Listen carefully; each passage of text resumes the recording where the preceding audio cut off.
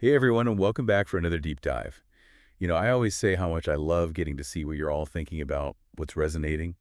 And these notes titled Relationships Feedback Loop definitely hit home for me. It's like a personal journal entry about navigating friendships, especially after college in this digital age. We're going to untangle this feedback loop, see what clicks with you, and maybe even uncover some aha moments. I'm on board with that. And you know what strikes me right away? These notes feel so personal, yet they tap into something much bigger, a societal shift almost. You're right. It's like step one, emotional isolation. It's like it was written for me and probably a lot of our listeners too. Friends drifting apart after college, different cities, different life stages. It's almost universal, isn't it? It really is. And it's happening right alongside this surge in digital connection. We're more connected than ever, but are we really connecting? The notes even mention this loss of communal experience. It's deep. Yeah, it makes you think. What happens when those shared in-person moments start to fade? Yeah. It's like we're trading depth for efficiency. And what really stood out for me was that specific detail about struggling to have those truly deep conversations, especially with other men. It's like this invisible barrier. Exactly. That's the thing about this type of isolation. It feeds itself. We crave that connection, but we hit a wall trying to achieve it, which just makes us feel even more alone. It's this constant push and pull between what we want and what we're actually experiencing. And that internal struggle is a recurring theme throughout these notes. Totally. It's that classic wanting what you can't have. Except here, it's more like wanting what you're not sure how to get. Which brings us to step two, the dissonance trap. We crave those close friendships, but making them happen, that's a whole other story. Right. It's cognitive dissonance. Your thoughts and behaviors are at odds. The notes talk about the creator's dilemma, that feeling of wanting to share your work but being terrified of judgment. It's that vulnerability hangover that keeps so many people from putting themselves out there. Oh, I feel that deeply. It's not just about creating, though. It's about any kind of connection. That fear of overstepping, of being too much, makes you wonder if reaching out is even worth the emotional energy.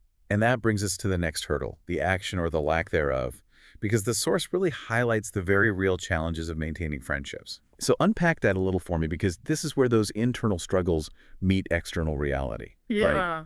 It's true, because we're craving those meaningful connections, but then life throws up these roadblocks. Yeah. Yeah, tell me about those external factors the source mentions. Well, think about it. It's just gotten so expensive to even hang out. Dinner, a movie, even just grabbing a coffee. It all adds up. And with the cost of living being what it is, it's no wonder people are feeling strapped. It's so true. Remember those days when you could just hang out in the park with some beers? And you know what else got to me? That part about there not being any good places to go anymore.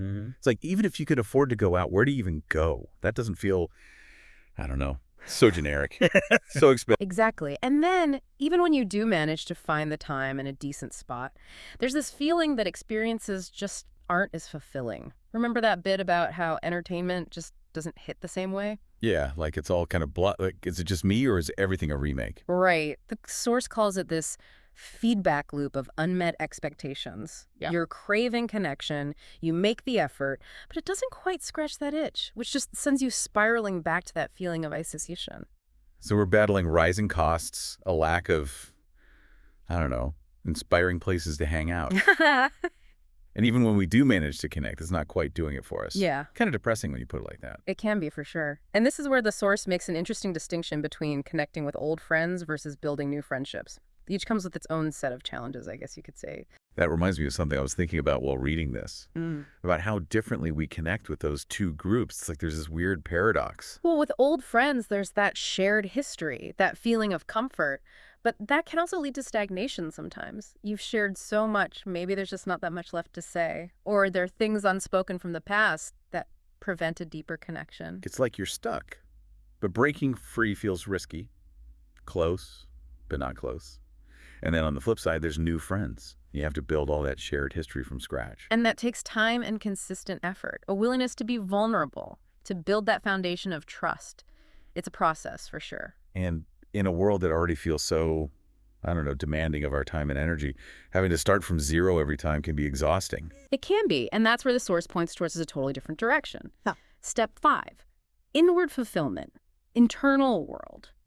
It's like this idea that when we can't find that external connection, we look for fulfillment internally. The whole, if you want something done right, do it yourself mentality. Except here, it's about finding fulfillment.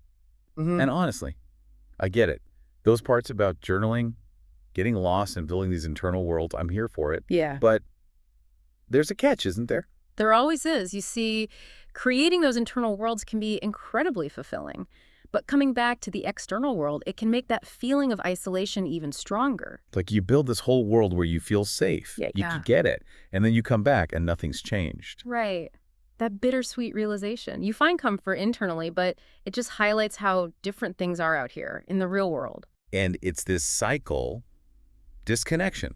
So you retreat inward, which makes it even harder to connect when you finally do come up for air, which is kind of where the source leaves us a little, I don't know, heavy. It does end on a bit of a cliffhanger, but I don't think that means there's no hope. It just shows how complex this whole loop really is.